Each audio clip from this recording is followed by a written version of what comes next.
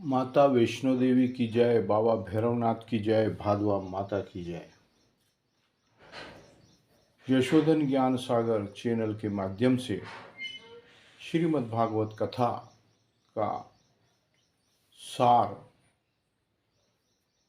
पंडित आचार्य सुरेश्वर नंद जी महाराज के मुखारविंद से श्रावण मास में प्रारंभ यह कथा श्रीमद् भागवत कथा प्रारंभ की गई है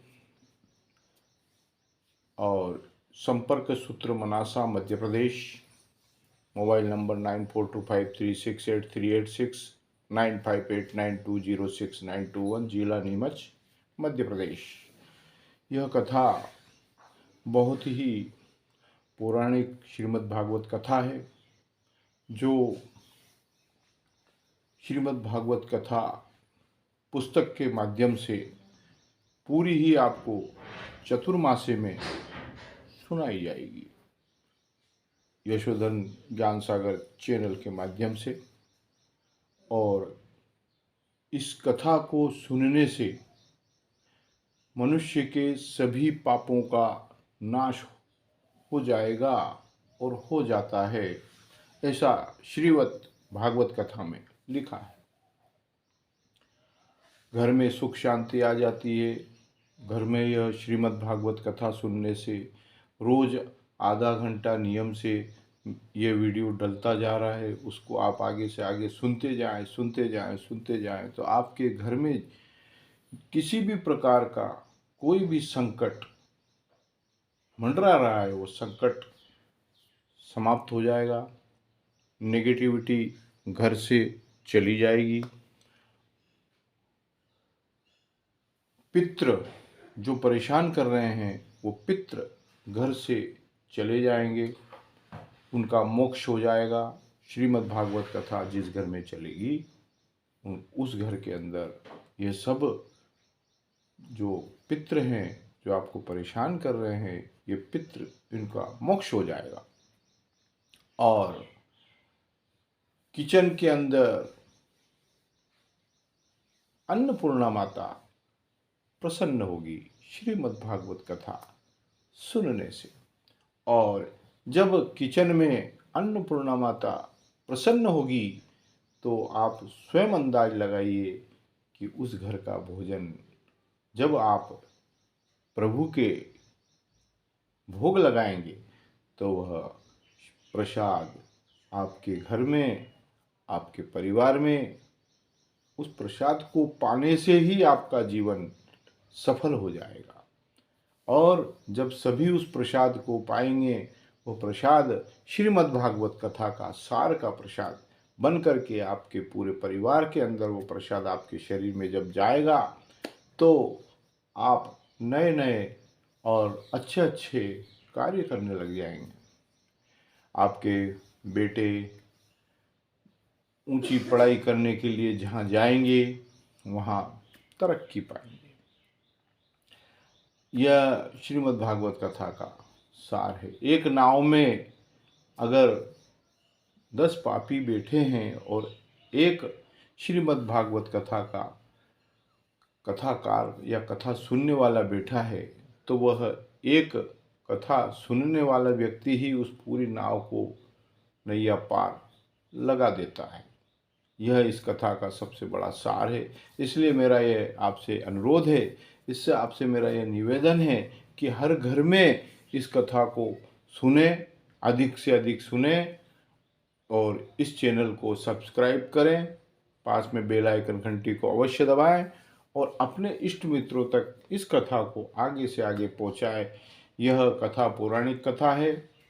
यह कथा बहुत ही सुनने में अच्छी लगती है, श्रवण करने में प्रभु श्री कृष्ण प्रसन्न होते हैं। राधा मैया उस घर में निवास करती है, कृष्ण भगवान उस घर में निवास करते हैं जहाँ यह श्रीमद् भागवत कथा चलती है। ये इसका बहुत बड़ा महत्व है, बहुत बड़ा सार है। लगातार ये चल रही है। अब देखिए लगातार कथा चल रही है तो गुरु जी से आज्ञा ले लेते हैं।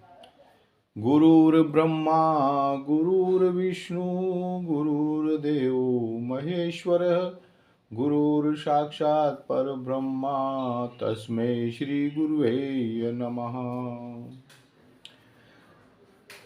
हे गुरुदेव, आपकी आज्ञा से इस कथा को प्रारंभ किया है। यह कथा पूरे विश्व में चले और इसको सुनने वालों का उद्धार हो जाए। यह कथा आचार्य सुरेश्वरानंद जी महाराज के मुखारविंद से श्रावण मास में चल रही है। जहाँ यह कथा चल रही है वहाँ भी सुख शांति का वातावरण है, और जहाँ यह सुने वहाँ भी सुख शांति का वातावरण बना रहे। मैं यही आपसे प्रार्थना करता हूँ। गुरुदेव, आपको प्रणाम करता हूँ। चलिए आइए, अब मैं आपसे यह निवेदन करता हूँ। आचार्य सुरेश्वरानंद बड़े बुजुर्गों को प्रणाम करता हूँ, माताओं बहनों को प्रणाम करता हूँ, और मेरे नौजवान साथियों को प्रणाम करता हूँ। कथा को आगे बढ़ाते हैं।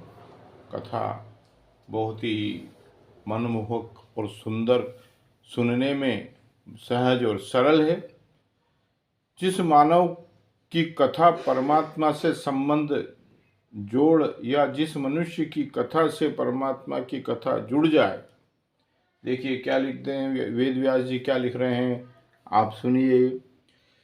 जिस मानव की कथा परमात्मा से संबंध जोड़, आचार्य सुरेश्वरानंद महाराज की कथा परमात्मा से जोड़ करके संबंध जोड़ दिया जाए। जिस मनुष्य की कथा से परमात्मा की कथा जुड़ जाए, जो कथावाचक होते हैं उनकी कथा अगर परमात्मा से जुड़ जाती है तो उस मनुष्य की कथा परमात्मा की कथा से कम नहीं होती। कथा के अंदर भगवान श्री कृष्ण का पूरा वर्णन है, और भगवान श्री कृष्ण के द्वारा वेद व्यास जी कहते हैं कि वह कथा कम नहीं होती, इसलिए मैं तुम्हें सुनाऊंगा। वेद व्यास जी सुनाते हैं। कौरव पांडवों का जब युद्ध चल रहा था, अब कौरव पांडव, यहाँ कथा वहाँ पहुँच चुकी है कि जहाँ कौरव और पांडव युद्ध कर रहे थे। अब देखिए आगे आप सुनते जाएंगे, समझते जाएंगे तो आपको सब सामने दिखेगा दृश्य। कौरवों का और पांडवों का जब युद्ध चल रहा था, सभी कौरव मारे गए थे। कौरवों में केवल एक बचा। कौरवों में कौन बचा था? दुर्योधन। आदरणीय भीमसेन ने अपनी गदा के प्रहार से दुर्योधन की जांघ को तोड़ दिया था। भीम गदाधारी था, और भीम ने अपनी गदा से दुर्योधन का जंघा तोड़ दी थी। एक एक पल गिन रहा है। जब जांग तोड़ दी, मरा नहीं, दुर्योधन मरा नहीं, और एक एक पल गिन रहा अपनी मौत का। कब मृत्यु हो जाए कौन जाने। दुर्योधन कहता है कि मेरी कब मृत्यु हो जाए और इस बात को कौन जाने। ऐसी उसकी परिस्थिति बन गई। दुर्योधन पड़ा है, कौरवों के गुरुदेव के पुत्र। अब कौरवों के गुरुदेव के पुत्र अश्वत्थामा। अच्छा, कौरवों के गुरुदेव कौन थे? अश्वत्थामा थे। तो अश्वत्थामा ने आकर कहा, मित्रवर, ये तुम्हारी दुर्गति किसने की? अब दुर्योधन के गुरुदेव के पुत्र, उसने पूछा दुर्योधन से कि यह तुम्हारी दुर्गति किसने की, दुर्व्यवहार किसने किया? दुर्योधन ने कहा, मित्र, पांचों पांडवों को मार कर आओ। कैसे भी हो, पांचों पांडव मारे गए हो तो मैं समझूंगा मुझे सब कुछ मिल गया। अश्वत्थामा ने कहा, ये कौन सी बड़ी बात है? अश्वत्थामा गुरुदेव का, कौरवों के गुरुदेव का पुत्र, उसको इतना घमंड कि कौन सी बड़ी बात है? समझ लो आज पांचों पांडव मर गए, पांचों की मृत्यु हो गई। कौरवों के गुरु के पुत्र अश्वत्थामा बोलते हैं, जाको राखे साइया मार सके ना कोई, बाल न बाका कर सके जो जग बेरी हो। देखिए, यह रक्षक जिनका गोविंद है, कन्हैया जिनका रखवाला है। अब पांच पांडव के रखवाले कौन हैं? भगवान स्वयं श्री कृष्ण हैं। तो उन्हें कोई मार सकता है क्या? पांचों पांडव तान दुपट्टा सो रहे हैं, रखवाले कौन हैं? श्री कृष्ण हैं। लेकिन गोविंद छड़ी लेकर उनकी रखवाली में खड़े हैं। अर्जुन की नींद खुली और देखा तो कहा, गोपाल आप सोए नहीं। कृष्ण ने कहा, तुम्हें नींद आ रही है क्या? कृष्ण बोलते हैं कि क्या तुम्हें नींद आ रही है? अर्जुन बोले, जीवन की बागडोर जब आपको सौंप दी तो हम तो सोएंगे, हमें क्या चिंता है? अर्जुन कहते हैं कृष्ण को, लेकिन मैं कहता हूँ इस स्थान पर तुम्हें नहीं सोना चाहिए। कृष्ण भगवान अर्जुन से बोल रहे हैं कि इस स्थान पर तुम्हें नहीं सोना चाहिए। पांचों पांडवों को श्री कृष्ण दूसरे स्थान पर ले गए। द्रौपदी के पांचों पुत्र वहीं पर सोते रह गए। सोए हुए द्रौपदी के पांचों पुत्रों को अश्वत्थामा ने पांचों पांडव समझकर मार दिया। देखिए, अब अश्वत्थामा ने मार दिया। दुर्योधन ने कहा, क्या प्रमाण है तुमने पांचों पांडवों को मार दिया? अश्वत्थामा बोले, मैं तो पांचों के सिर लाया हूँ। लटका कर जैसे प्रकाश में पांचों सिरों को देखा, दुर्योधन ने, अरे मित्र ये क्या किया? मैंने तो पांचों पांडवों को मारने के लिए कहा था, तुमने तो द्रौपदी के पांचों पुत्रों को मार दिया। देखिए, ये वृतांत, द्रौपदी के पांचों पुत्रों को मार दिया, हमारा वंश तो खत्म हो गया। हो ही रहा था, एक पुत्र बचा था मेरा, वो भी मृत्यु को प्राप्त हो गया। अरे ये पांचों द्रौपदी के बेटे बचे थे, इनको भी मार दिया। रोते रोते दुर्योधन जमीन पर गिर पड़ा और उसका प्राणांत हो गया।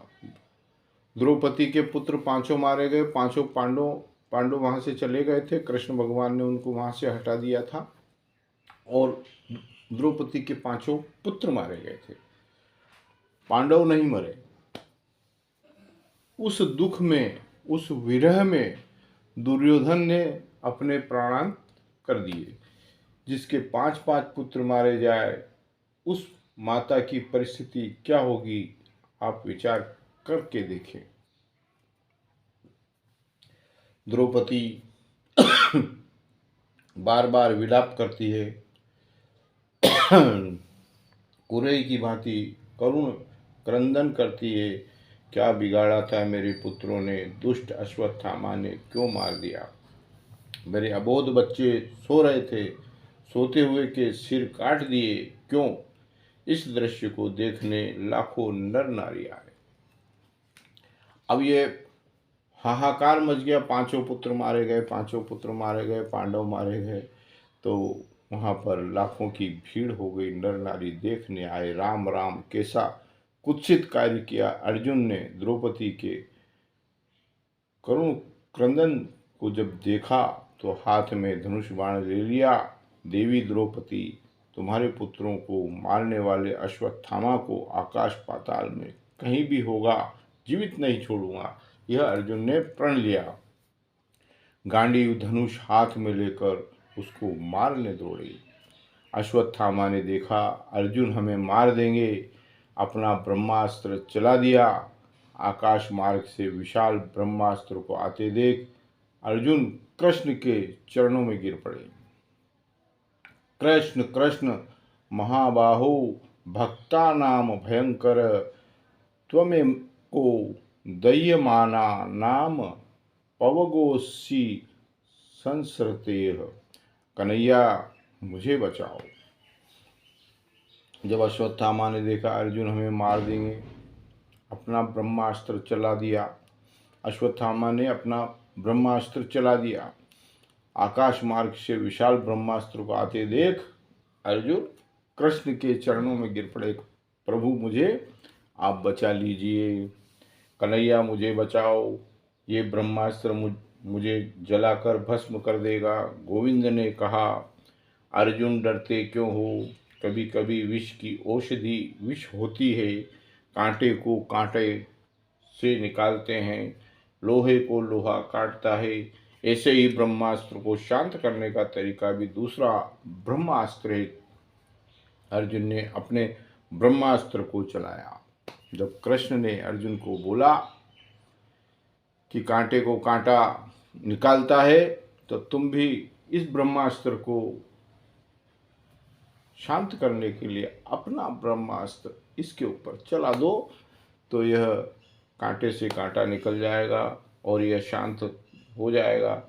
ब्रह्मास्त्र को शांत करने का तरीका भी दूसरा ब्रह्मास्त्र। अर्जुन ने अपने ब्रह्मास्त्र को चलाया, दोनों ब्रह्मास्त्र टकराकर शांत हो गए, नीचे गिर पड़े। अर्जुन दौड़कर अश्वत्थामा के केश पकड़कर खींच कर लाया, लाखों नर नारी के बीच लाकर बोला, देवी द्रौपदी, तुम्हारे अबोध बच्चों को मारने वाले ये अश्वत्थामा हमारे गुरुदेव के चरित्र पर कलंक ही एक प्रकार से हैं।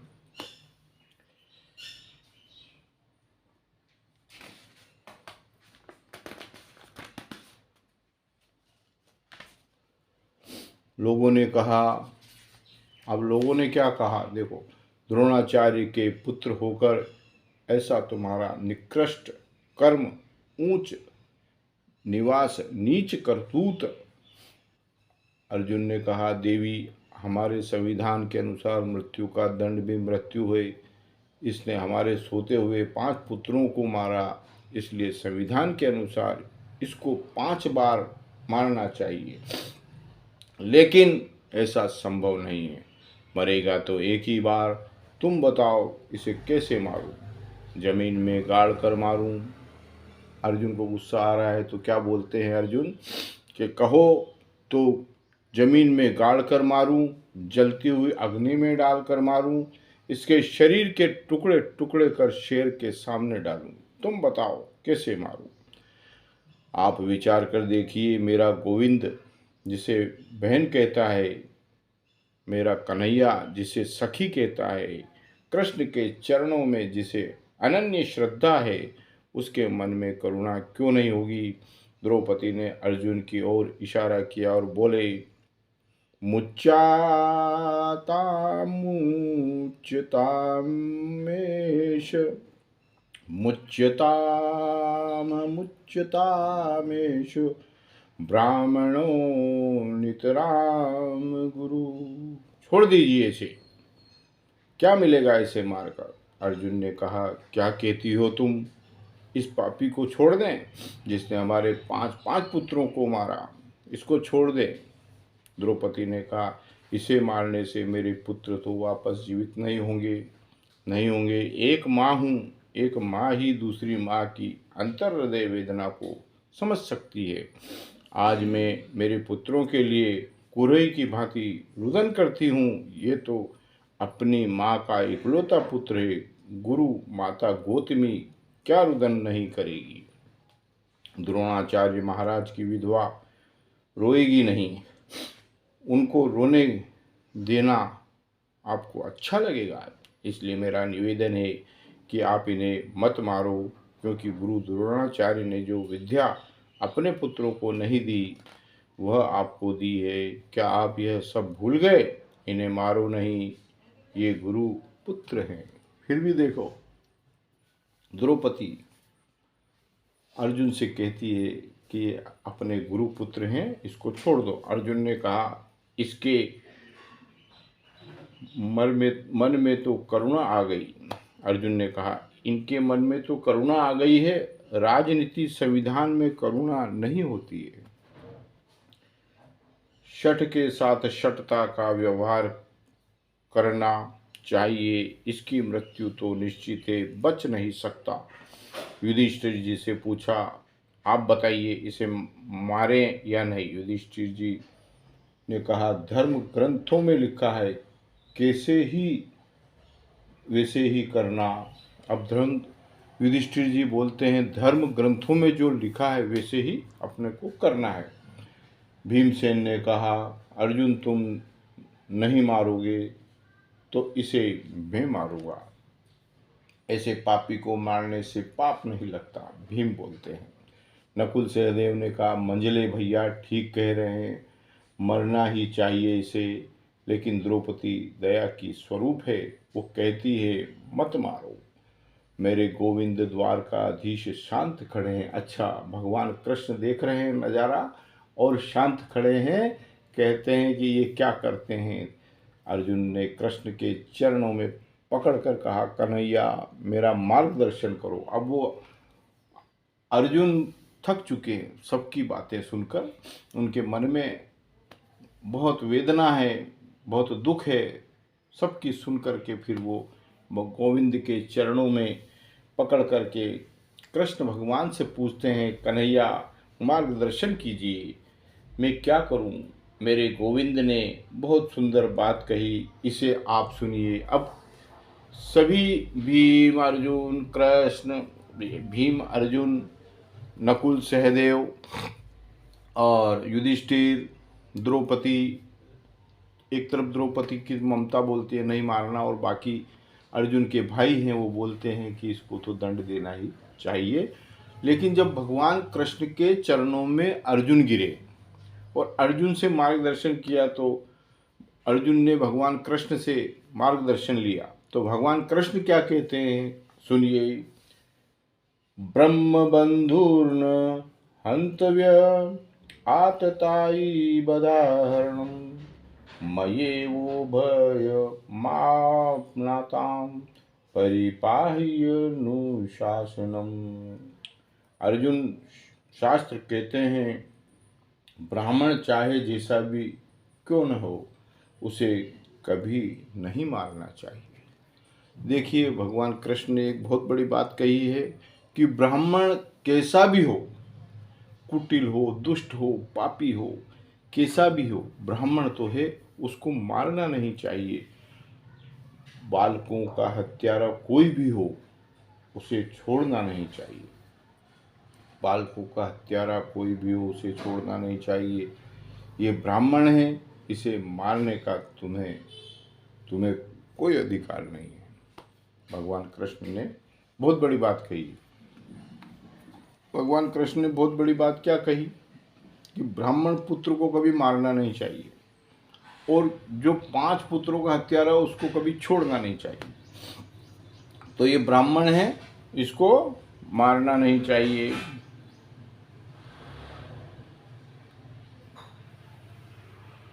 और ब्राह्मण को मारने का तुम्हें कोई अधिकार नहीं है।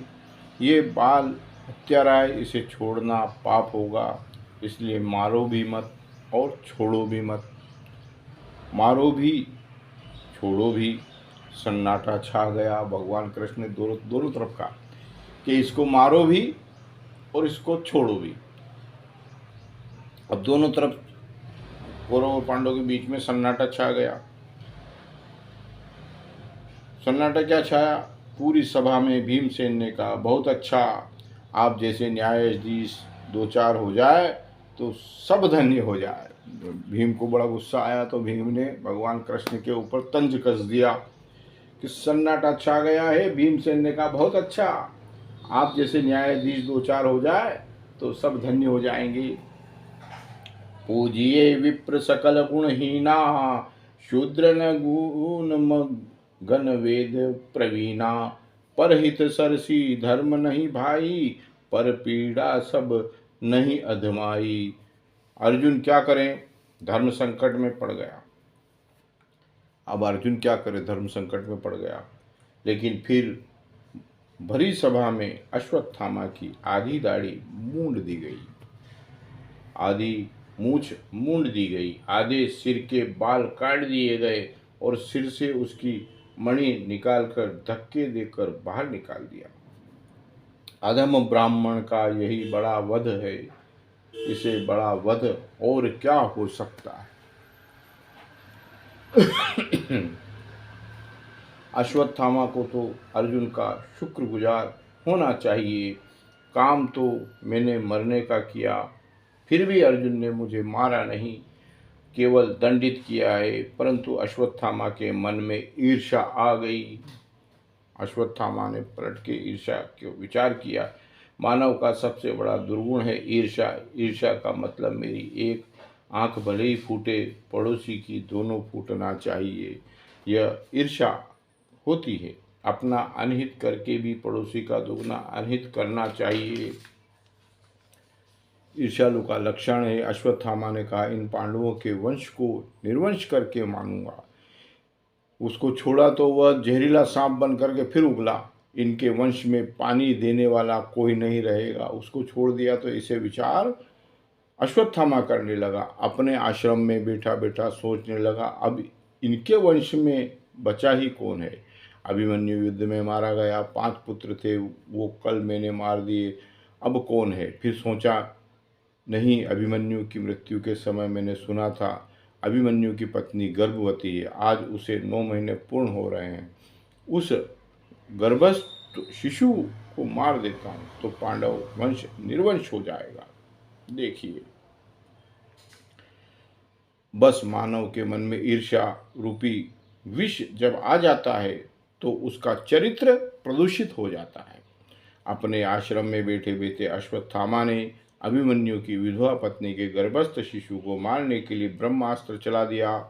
परंतु श्री कृष्ण अभिमन्यु के मामा होते हैं। कृष्ण तो पांडवों के साथ हैं। तो इसलिए मैं कहता हूँ कि आप यह श्रीमद् भागवत कथा अपने घर में चलाएंगे तो कृष्ण निश्चित ही आपकी रक्षा करने आएंगे। तो देखिए, अब भगवान कृष्ण ने, मामा कृष्ण उत्तरा ने ब्रह्मास्त्र को आते देखा। अब अभिमन्यु की पत्नी जो गर्भावस्था में 9 महीने में जन्म देने वाली पुत्र को, वो ब्रह्मास्त्र को आते देखकर दौड़कर कृष्ण के चरणों में लौट गई। वह, उसको मालूम पड़ गया ब्रह्मास्त्र चला दिया है अश्वत्थामा ने, तो वह दौड़ करके श्री गोविंद के चरणों में गिर गई। बोलिए श्री कृष्ण चंद्र भगवान की जय, राधा मैया की जय। श्री कृष्ण के चरणों में वह लौट जाती है। यहाँ कथा को हम विराम देते हैं। अगली कथा, आगे जो कथा है वो कल फिर से प्रारंभ करेंगे। बोलिए श्री कृष्ण चंद्र भगवान की जय, राधा मैया की जय, गुरु गोविंद की जय, आज के आनंद की जय।